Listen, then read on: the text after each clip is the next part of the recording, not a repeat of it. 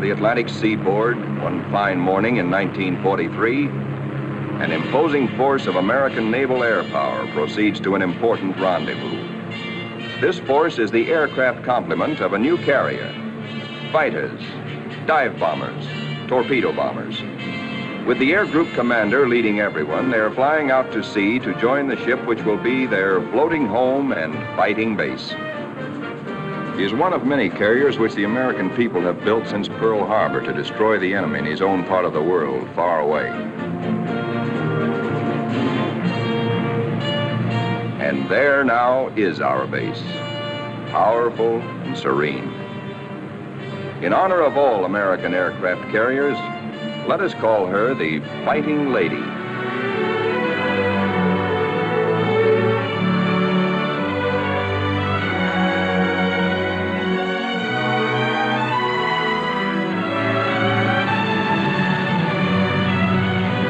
Against a good solid wind with their tail hooks down, our planes come into the broad flight deck of their new home.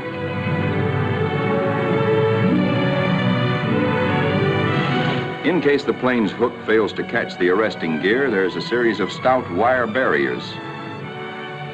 Number one man on the flight deck just now is the LSO, the landing signal officer, always a flyer himself. Like all aviators, he'd much rather be flying. Come on in and sit down. The plane is out of the groove and he waves it off. Come around another time, pilot, and we'll take you aboard.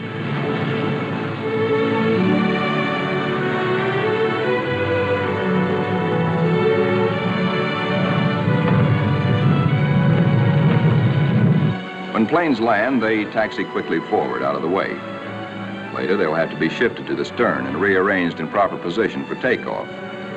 This is called respotting the deck. Here is our skipper, Jocko, a veteran Navy flyer, Annapolis, 1917. He is not impressed by our earnest efforts, nor the flight deck control officers.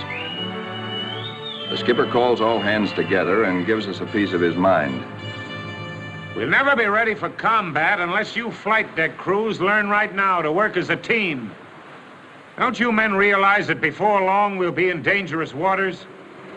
That's too slow. Bear a hand.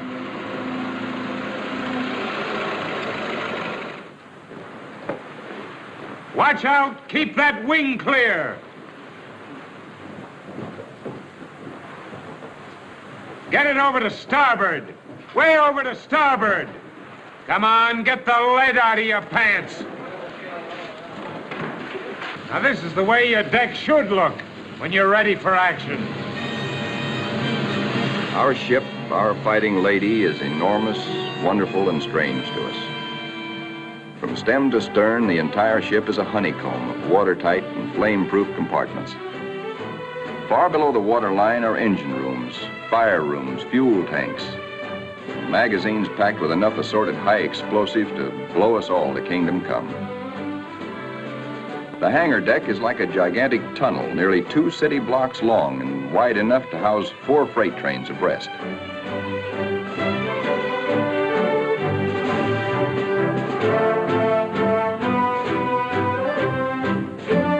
It'll take us a week, a month maybe, to learn our way around. These new surroundings are as mysterious to us as they are cold and impersonal. Our fighting lady is like a huge floating cave, noisy and uncomfortable.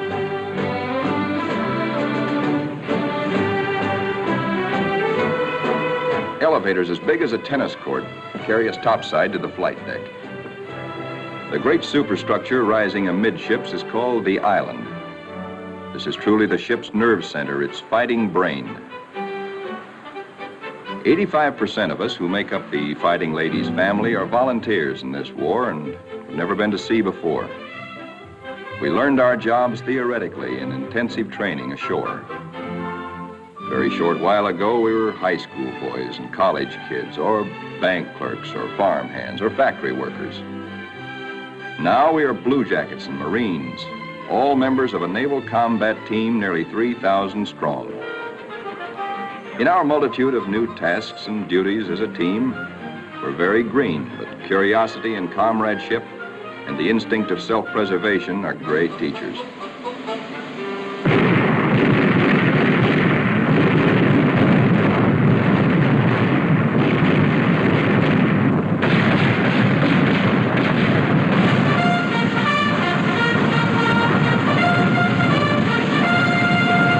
Some of us have to master the delicate and complicated instruments which control the fire of our 5-inch batteries, the guns that must defend the fighting lady when enemy dive bombers and torpedo planes attack.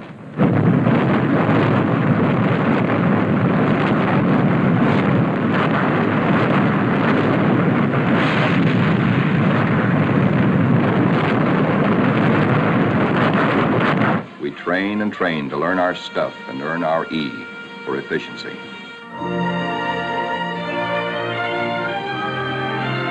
The fighting lady's destination is still a closely guarded secret, but no one can hide the fact that we are entering tropical waters. Our ship seems more friendly and comfortable now. We greenhorns feel that a suntan will at least make us look like fighting sailors. Even our mascot, Scrappy, has been at sea longer than most of us.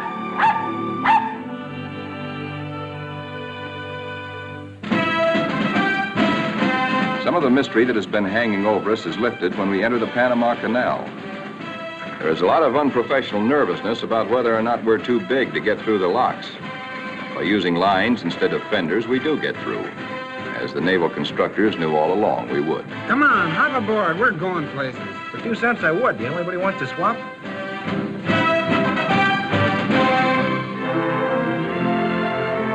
Now we stand out into the Pacific, and life aboard settles down into monotony. Here are our aircraft pilots, officers all. Ship's company call them the glamour boys. They are the men who fly and fight our planes. All the efforts of all the rest of us are concentrated on putting these people into the air and getting them back again. Most of us are hiding a certain amount of nervousness and anxiety, for many of us are Johnny-come-latelys, reserve officers who only recently learned to fly at Corpus Christi and Jacksonville. Others among us are specialists who trained at Quonset Point, Rhode Island. Reserves are called by the regulars, in a friendly way, 90-day wonders. In return, the Annapolis regulars are called the trade school boys. But whether Quonset or Annapolis, all are bound together in the fraternity, the close fellowship of Navy men.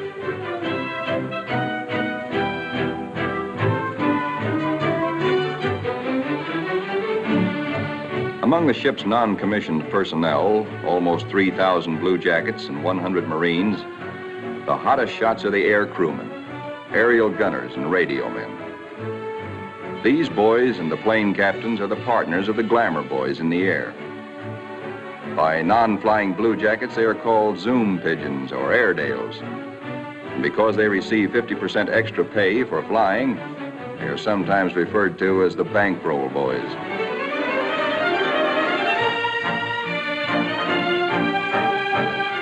Everybody aboard ship backs up the flying group. This requires the efforts of all manner of people. Many of the jobs are far from glamorous. All the little tasks and services you find along Main Street must be performed by some members of our carrier's crew. For though the Fighting Lady is a powerful ship of war, she is also a sizable American community whose population must be supplied with all the necessities and some of the comforts of home. Doc Sorensen, the pharmacist mate, is just like a village druggist. And next door is our hospital called Sick Bay. It has only a few patients now, but soon it is to be filled with our wounded. Men like these who perform the humble jobs that make life aboard a fighting carrier more bearable, the barbers and the cobblers, are seldom mentioned in communiques. They all have a place in our fighting team. Weeks pass. Now we are far out into the Pacific, which is a very considerable body of water. Monotony shuts down on us between our duties. Guessing where we're bound is still our chief pastime. Will we put into Pearl? Are we going to Iron Bottom Bay? Or maybe even to the Aleutians? All such gossip and rumor are called scuttlebutt or drinking fountain conversation.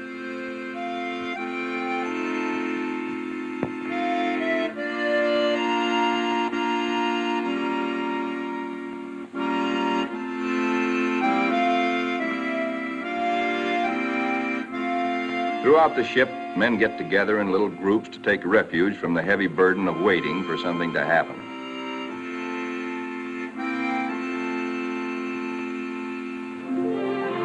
And then one day, out of nowhere, comes a fast fleet tanker, and we're refueled at sea.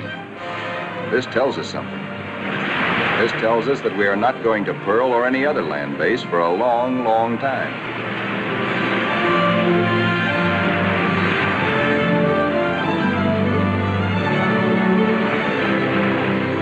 Besides our skipper, we have an admiral aboard, a sea dog who's been a naval flyer for nearly 20 years. Until now, only these officers have known where we are to go. But now Jocko, our captain, confers with the air group commander and reveals the plan. The Fighting Lady has been ordered to make a strike. She will pass through waters where no carrier task force has ventured since the bloody Battle of Midway. Remember, this is 1943, long before we took the Marshall Islands.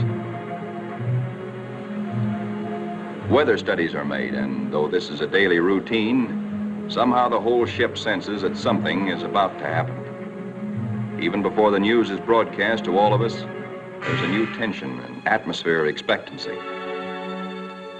And then we are told we have traveled more than 7,000 miles from Panama, so that tomorrow, August 30th, 1943, we can strike the Jap base at Marcus Island, deep within the enemy's ring of defenses.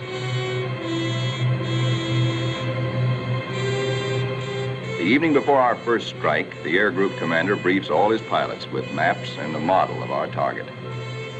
We are sticking out our necks to within 1,000 miles of Tokyo to divert the Japs' attention from other American activities far south and east of Marcus. Those of us who have never before been in battle, that's most of us, ask a lot of questions of those who have seen action. Seat gunners. Don't break off until you're practically on the same course and right astern of the enemy. Then push over fast. Outwardly, we try to seem composed and cheerful, but a lot's going on inside our minds. We question our most inner selves. What'll it be like? How'll we take it? Will we do all right? This is the night when a lot of boys write one more letter home.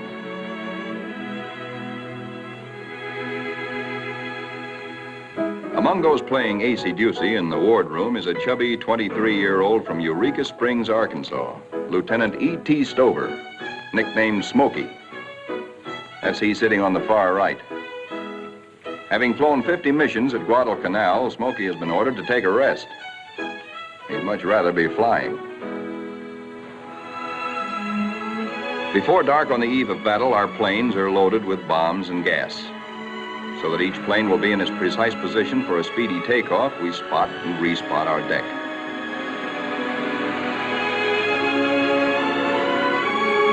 Now all is perfect. we will strike at dawn. And now, GQ, General Quarters.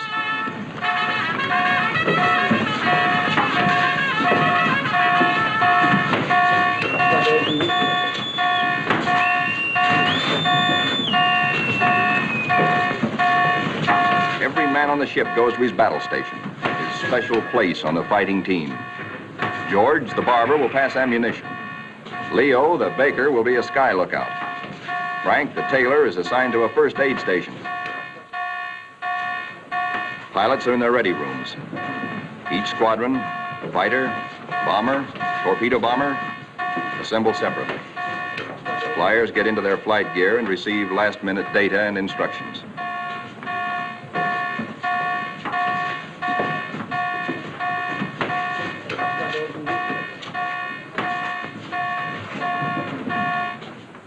On the flight deck, our first battle dawn awaits us. Our whole ship is on hair trigger. The Fighting Lady is hardly 100 miles from the first target of her career. These last few minutes before the order for our first action are the toughest time of all.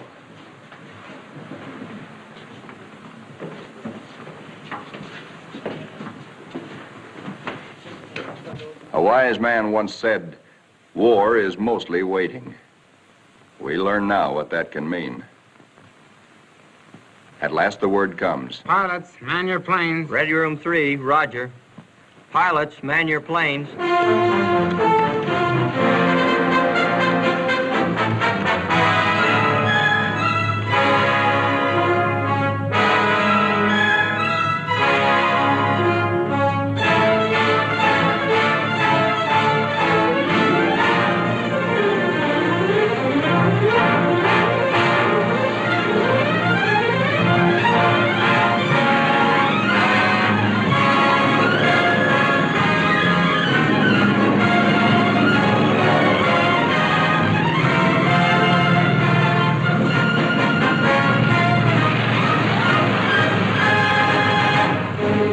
Fighters take off first to form cover aloft for the other squadrons. Then the bombers, heavy laden with destruction.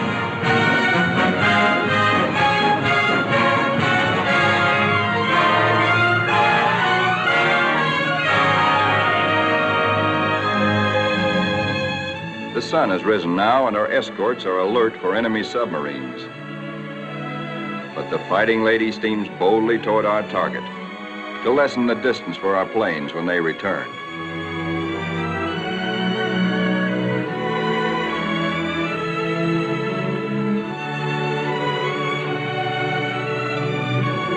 The radio plotting room is the electric eye and ear by which the Fighting Lady detects and keeps tab on all planes and ships for miles around us.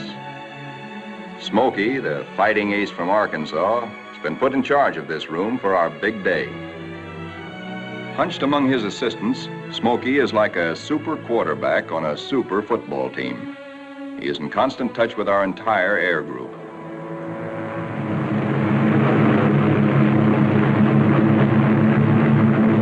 As our first fighters race in toward Marcus Island, they stay low, hoping to escape detection by the enemy's radar. Then they climb suddenly and dive. A surprise strafing attack on the enemy's airstrips. These red balls floating up at us so lazily are anti-aircraft fire. There is 3 times as much of it coming up at us as we can see, because only 1 shell in 3 is a tracer. What look like fiery polywogs are tracers from our own wing guns.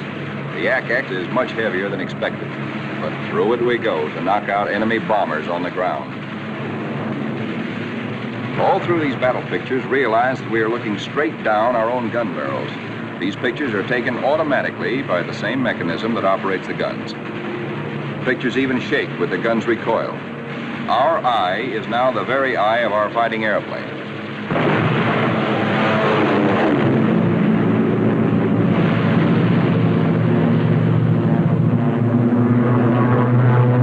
The enemy's picket boats and supply ships offshore are thoroughly strafed. No longer will these craft bring rice and sake and munitions to Marcus.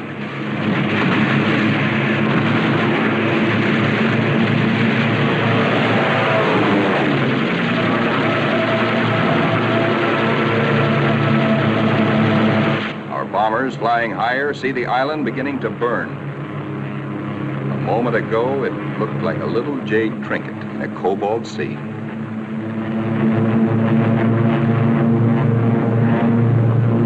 As the fighters and bombers swing victoriously away from Marcus Island, towering columns of smoke show the thorough job our boys have done. Back aboard ship, Smokey is tracking the flyers with care to be sure that none is missing and that no enemy planes are trying to follow them out to our fighting lady.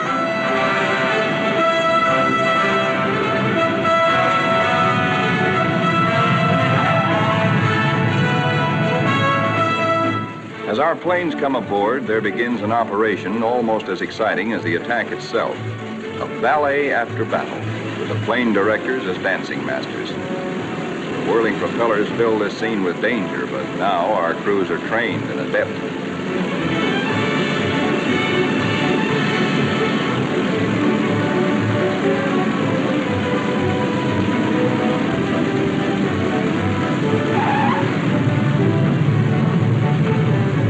The landing signal officer performs an eloquent adagio on the fighting lady's stern, warning to the rest of the cast to stay off stage until a limping member can be led out of the way.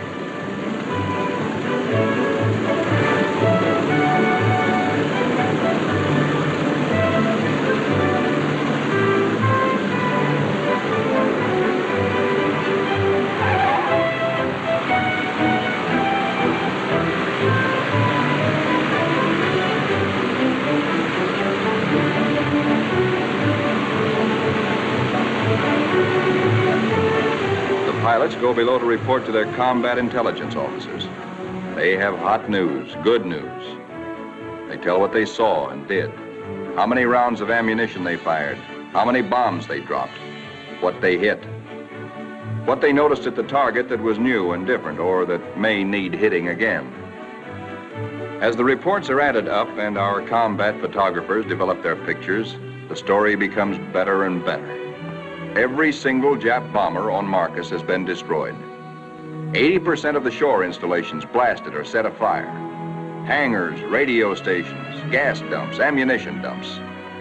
Marcus is now a lovely mess. In the radio plot, Smokey's worried.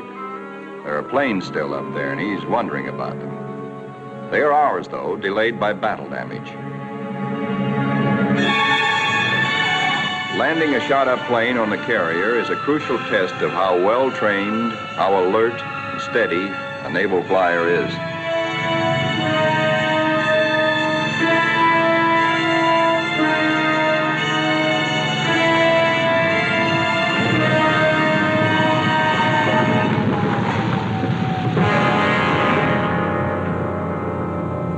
The fighting lady now has met her enemy. In the wardroom, the pilots who this morning felt new and nervous now talk like veterans. We have been baptized by fire and have survived nicely. We of the fighting lady are growing up.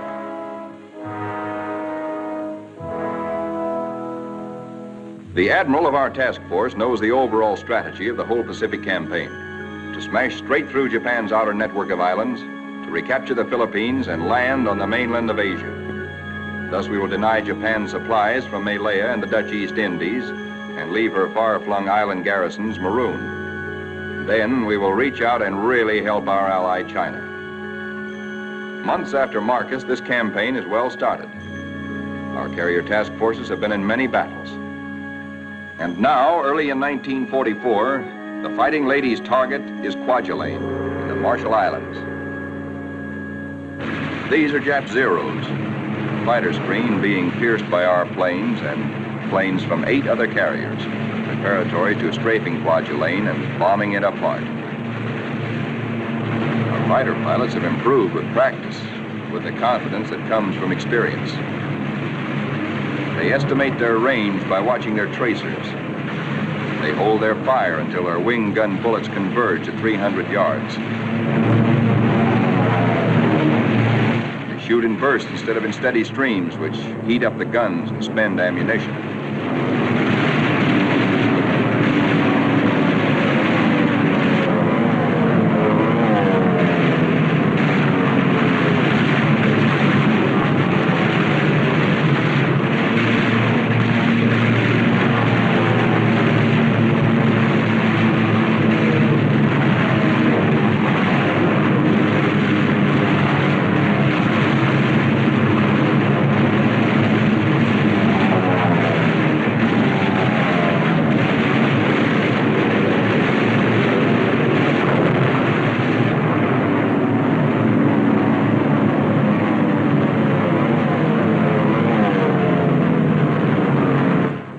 have Kwajalein burning very satisfactorily.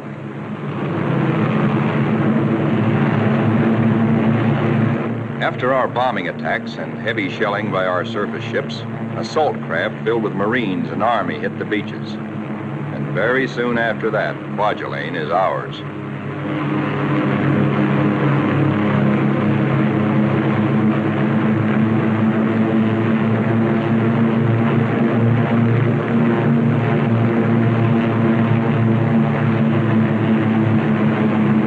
Right after Kwajalein, word comes to our admiral that at Truk, Japan's huge and secret naval fortress 1,400 miles to the west, there apparently are some heavy units of the Japanese battle fleet. Perhaps we can surprise them. Again, the Fighting Ladies Squadron and squadrons from other carriers take off for combat. A lot of mouths are dry at the thought that our target is mighty Truk. The rear seat gunners look back at the Fighting Lady, wondering when and if they will ever return to her.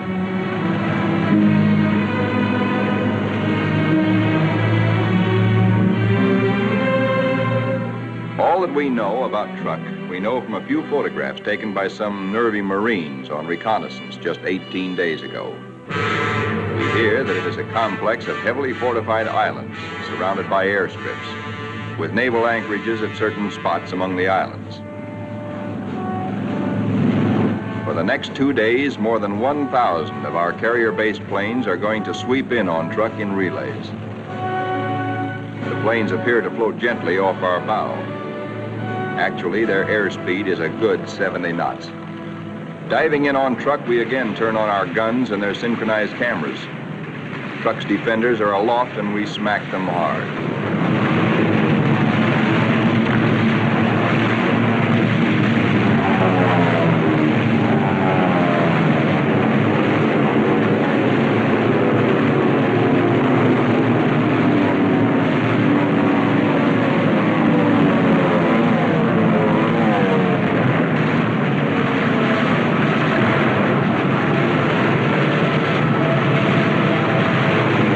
Hearts that were in men's mouths before this strike began now settle back into place and are singing once more.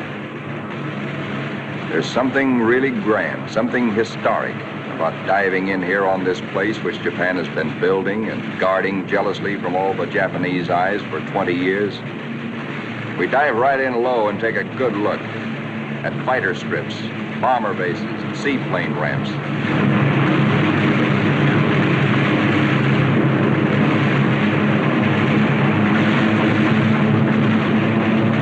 In an almost vertical dive, the pilot may black out or go blind for a moment when he pulls up and out at the bottom, but the camera won't black out. It cannot see the landing of our own bomb, for we'll be up and away before that reaches the target, but it records the hits of other planes ahead of us.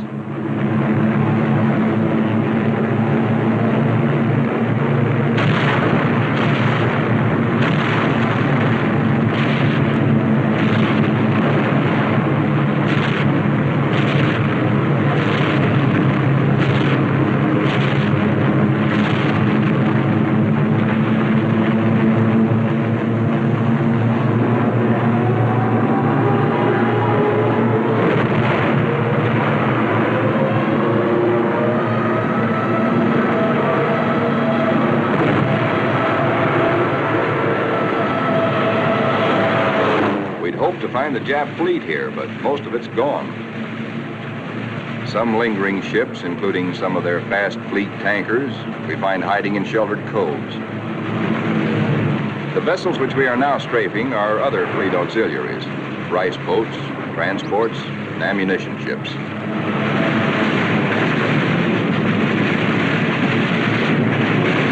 With bursts of 50 caliber incendiaries and armor-piercing slugs, we set them on fire, rip them open, often wide enough to sink.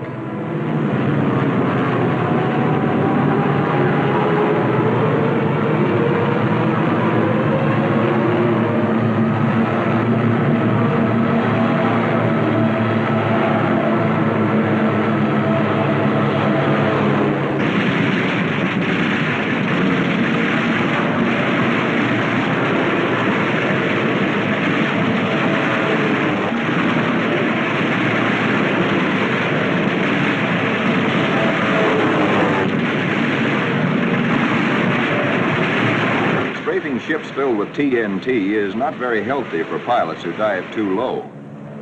But it's hard to tell who's carrying what until the big bang comes.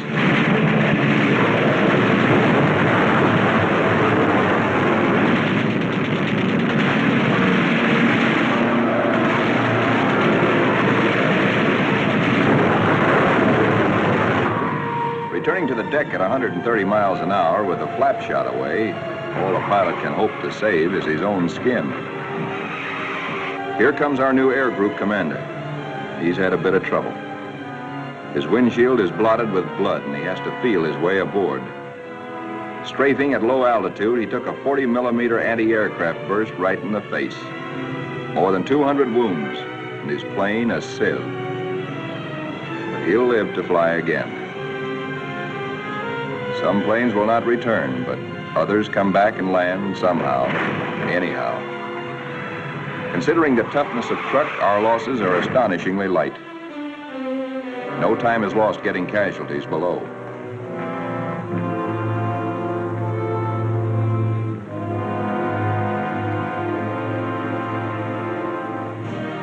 It's a long way from truck to our secret rendezvous in the Marshall Islands. Someday it can be told just where this is. Actually, it is a magnificent new fleet anchorage, an advanced naval base, which we have taken from the Japs and made secure. Now, for the first time, we, who have been operating as separate, relatively small task forces, see assembled the enormous mass of naval power. Over 1 million tons of American fighting steel. New carriers, new battleships, new cruisers and fleet auxiliaries in an amount which Japan could never conceive, let alone produce.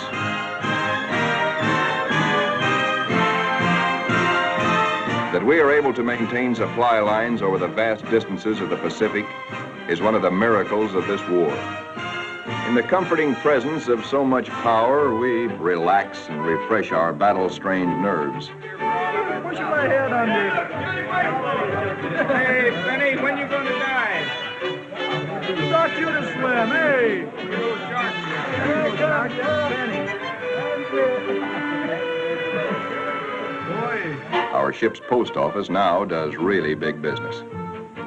Letters for us at last from home. Letters from us to friends and families. Our censors know our collective mood, our central hopes and thoughts. The stuff is really getting out here now. I can't tell you much about it, but oh boy. And the more we get, well, the sooner I'll be seeing you. All hands are called together. Our old skipper, Jocko, has been promoted admiral. Our new one's name is Dixie. Men, as soon as I finish talking, we are getting underway. Our fighting lady is now part of what is designated Task Force 58. As you know, our final destination is a place called Tokyo. We'll have to fight hard to get there, but when we drop our hook at Yokohama, I'm going to throw a party. All hands are cordially invited.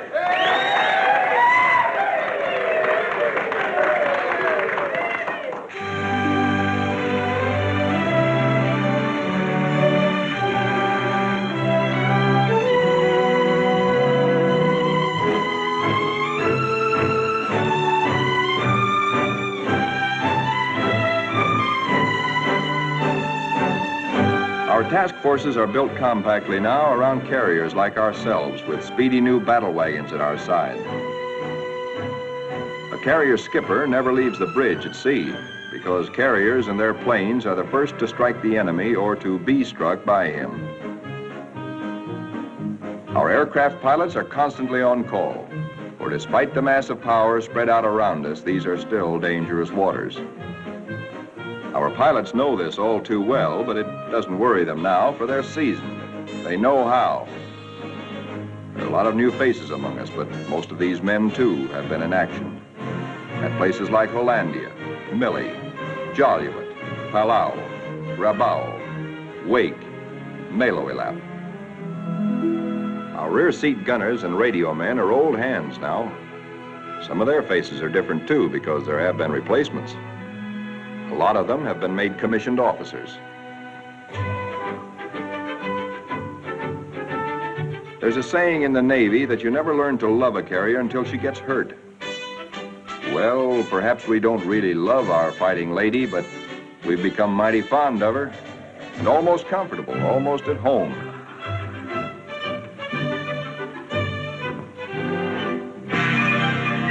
Occasionally, our shipboard movies bring us that one thing we crave the most, one touch of something utterly American, one deep breath of home.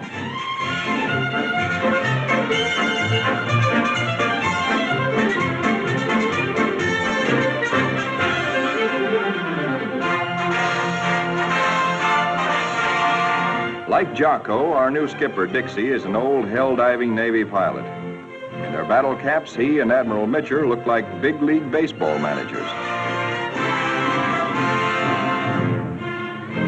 Northwest we steam, and never before in history has an ocean borne such a weight of naval power. Not a Jutland, not a Japan's proud boast, Tsushima, was there anywhere near the force with which we now assert that this is our ocean. This is our air. And we're seeking the Japanese battle fleet to prove it.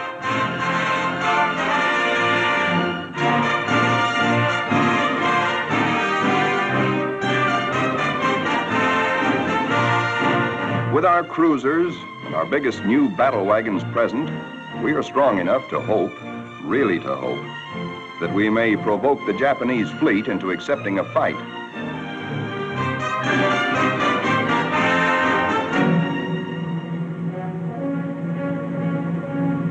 We're joined by plotting Coast Guard and Navy transports. The Marines again. So another amphibious assault is cooking.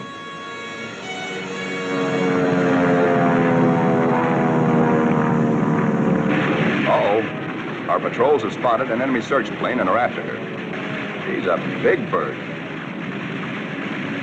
A 20-ton, four-motored Kawanishi seaplane, the kind we call Emily's.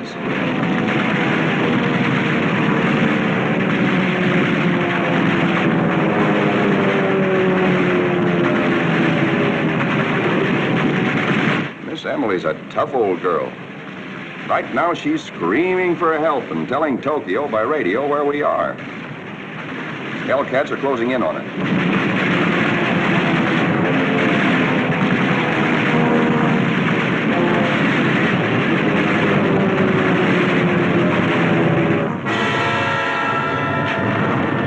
So long, Emily.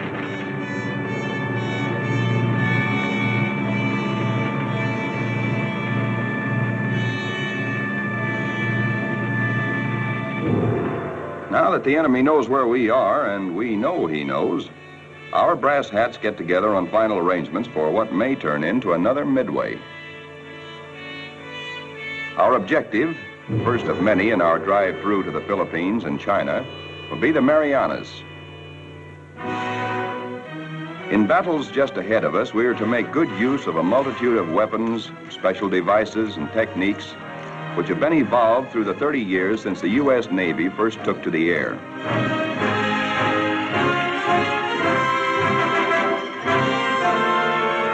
Not only did our naval flyers create the aircraft carrier itself, but it was they who devised the torpedo plane and invented and perfected dive bombing.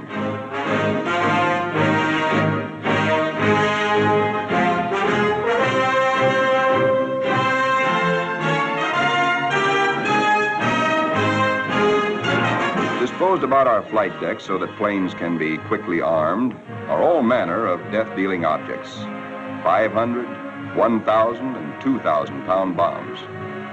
We have torpedoes and incendiaries, and the kind of anti-personnel bombs we call daisy cutters.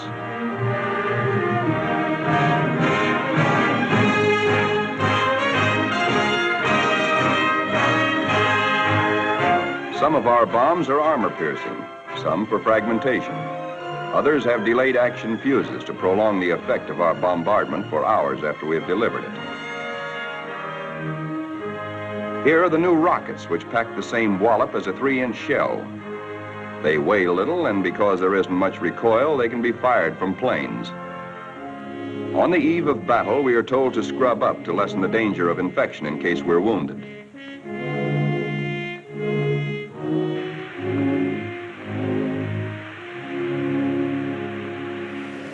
As well as our bodies, most of us prepare our souls.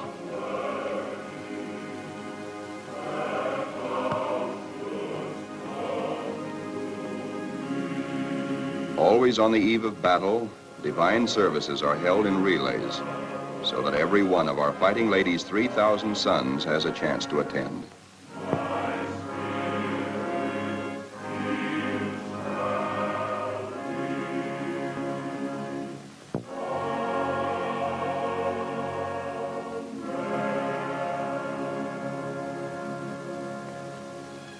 As the eve before battle lengthens, there is the usual waiting. Again, we're reminded that war is mostly waiting.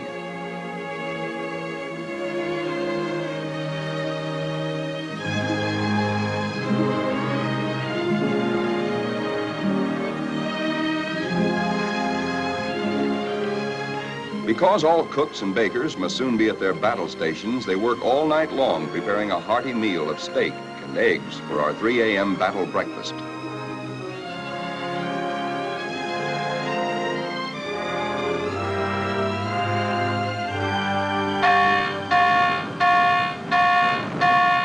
We are being attacked.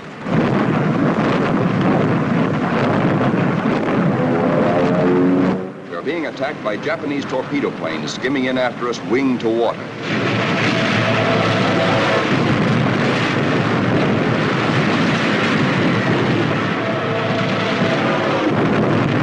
All they want is one hit on our flight deck. We have nearly 90 planes fueled and loaded with bombs, ready for the takeoff.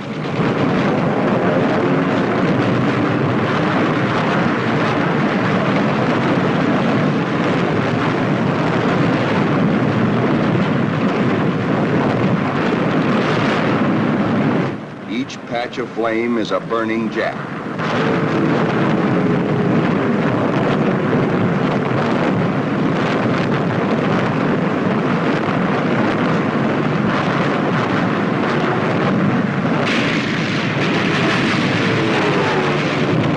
In this surprise attack, 19 Japs are polished off by our ship's batteries. Not a single carrier is hit. We have been fortunate. So now commences another major moment in the fighting lady's career. Flight quarters sounds.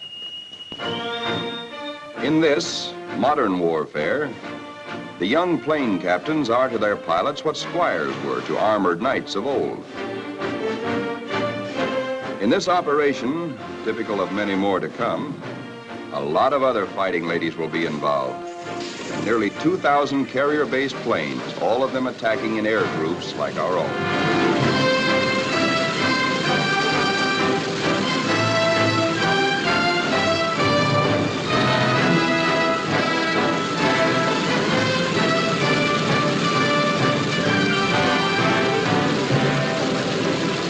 From now on, we tighten our belts and steady our hands as our Navy makes progressively bigger attacks nearer and nearer the heart of Japan.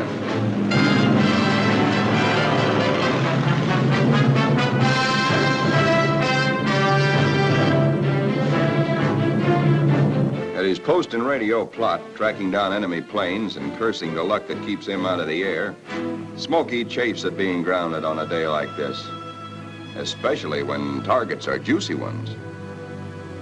All the Jap air bases and military installations in the Marianas, and a special prize package, Guam, the island which we did not fortify, but the Japs did. Now comes word that the Japs have sent strong air reinforcements to Tinian, which flanks Guam. Again, our synchronized cameras record, as no human eye and memory could record, just what our guns and bombs do to the enemy. These pictures enable our air combat intelligence officers to assess the damage as we swoop down upon Tinian.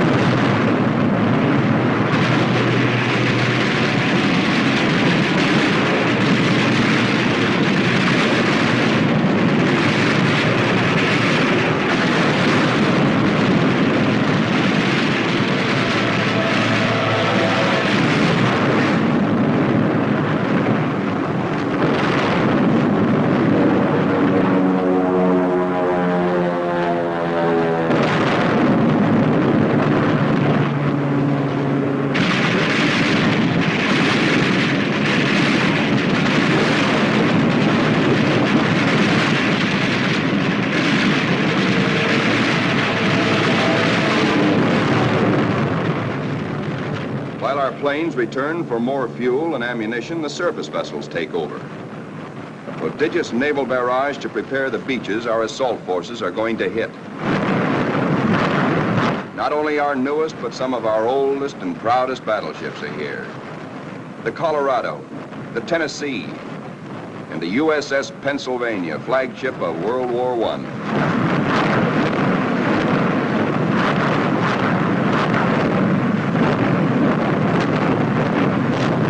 Winging home to the Fighting Lady, several of our planes, crippled, make a game attempt to land.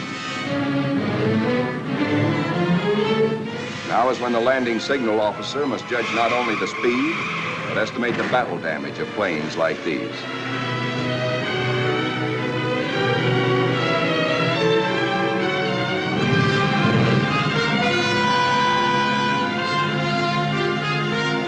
And flight deck emergency crews, firefighters, rescue details, and medical corpsmen exhibit almost incredible courage.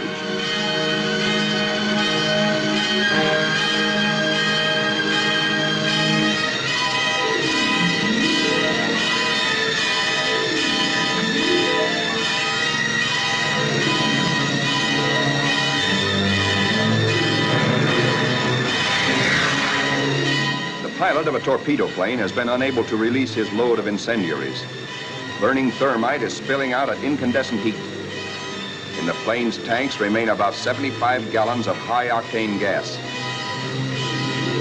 The men who brave this danger to save pilot and crew deserve every citation they get.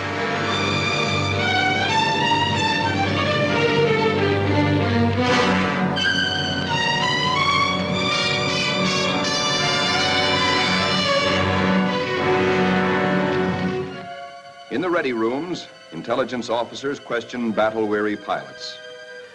What did you see? Any Jap carriers in sight? Are you sure they were carrier-based planes? Then from radio plot comes uncomfortable news. Torpedo planes and dive bombers from enemy aircraft carriers are approaching. All hands, man your battle stations.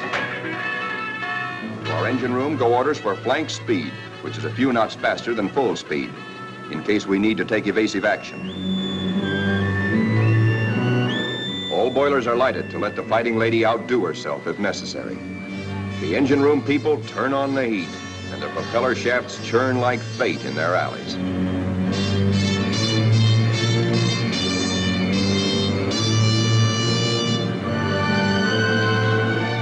The Fighting Lady leaps through the sea on her guard.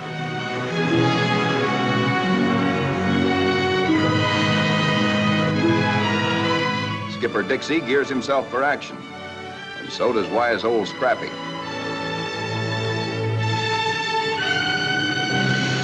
And now, here they come.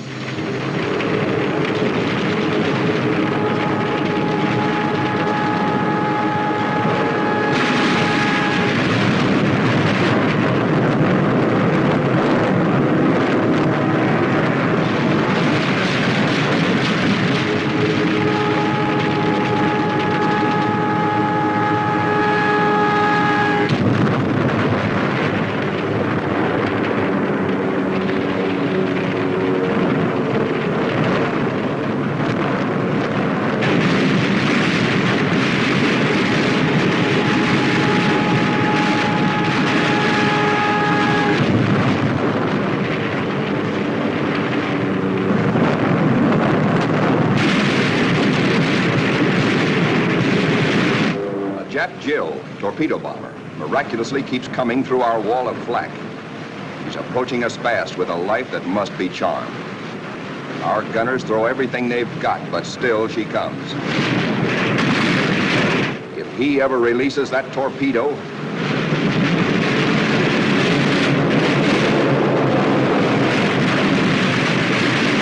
she missed us. Either the pilot was already dead or his release gear jammed. Smokey, the pride of Arkansas, hears about that one. He almost takes off. Now our reconnaissance has spotted the Japanese task forces. This is the moment we've been fighting and praying for. Every plane that can fly and every qualified pilot is ordered into the air. At last, Smokey gets his chance to fly again. Pilots, man your planes. Pilots, man your planes.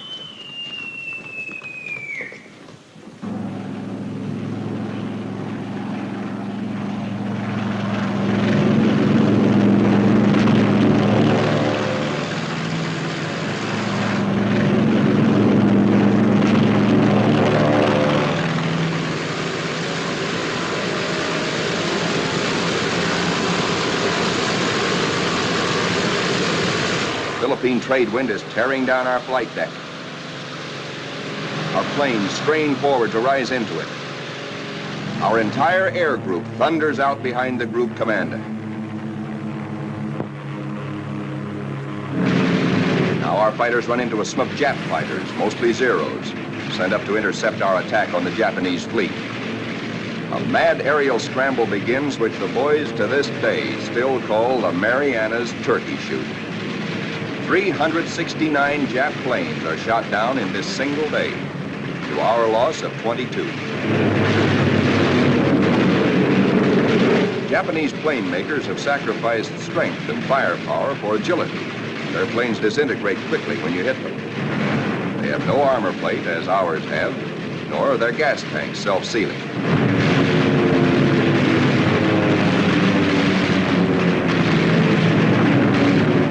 Little monkeys are fancy flyers. They think aerobatics can win dogfights, whereas we believe in smooth flying and careful shooting.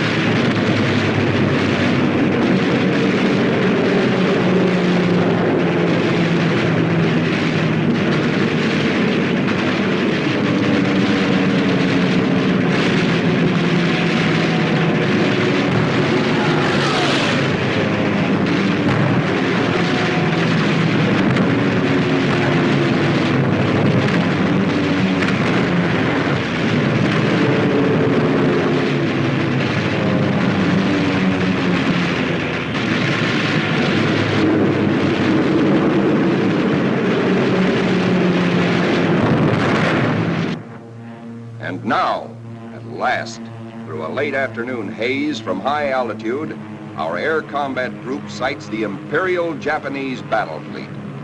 These are the first pictures ever taken of a great enemy naval formation like this.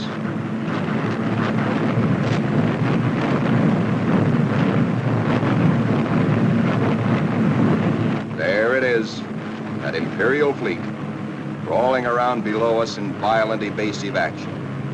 Us looking down on them in the seas they think they own. Some of these Japanese ships are scampering away at better than 40 knots. When you bore straight down on them, they twist, squirm.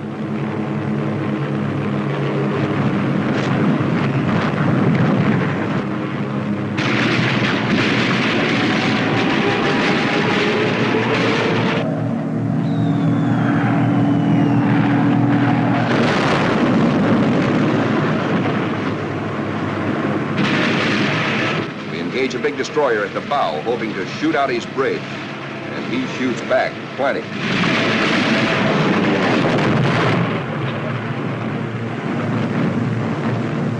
Let's go down after that cruiser. He answers us emphatically from the forward turret.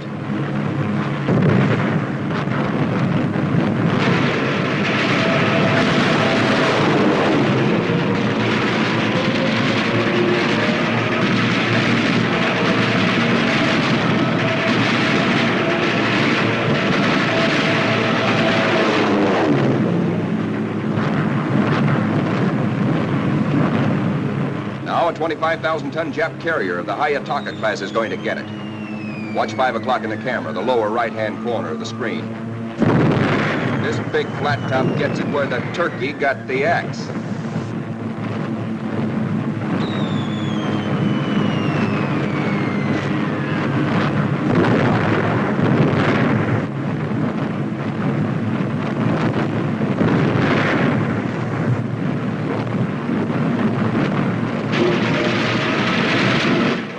off some of these babies. Just watch this one. And now we come home from the Battle of the Philippine Sea. 17 Jap warships have been sunk or severely damaged. Several of our returning planes have been badly shot up. A dive bomber comes in out of gas. He pulls off to starboard, but noses over because his wheels are down.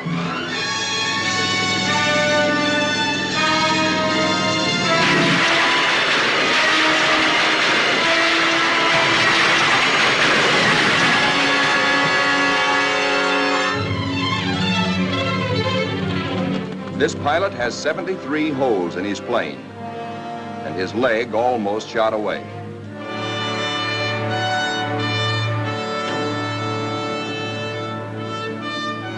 To clear the deck for other planes, number 30, badly damaged, is jettisoned, given the deep 6.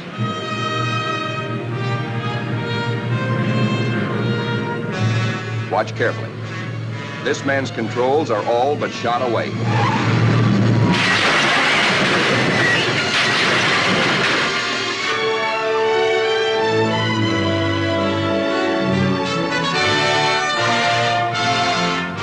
He steps out of it, smiling. And now it is time to paint up the scores. On this fine morning, just a year after being commissioned, the Fighting Lady is beginning to look like a stamp album. She has done her share, amassing Task Force 58's grand total of 757 Jap aircraft destroyed in a 2-week turkey shoot.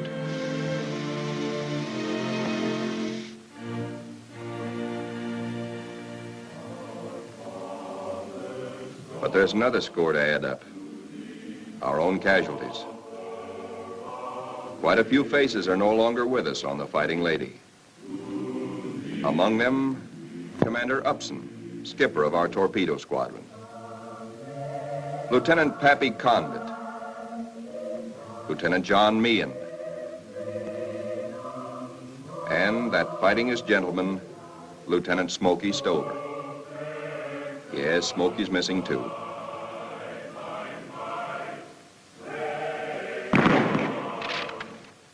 Salute them under their country's flag. For they were brave, they were gallant. Others will come forward to take their places. For the battles we have fought on the seas and in the sky are only the beginning. Still hungry for battle will steam our carrier, serene, powerful, unafraid. She and her planes will come home again someday, God grant, but not until the bitter, glorious end. For she is, and we salute her, the Fighting Lady.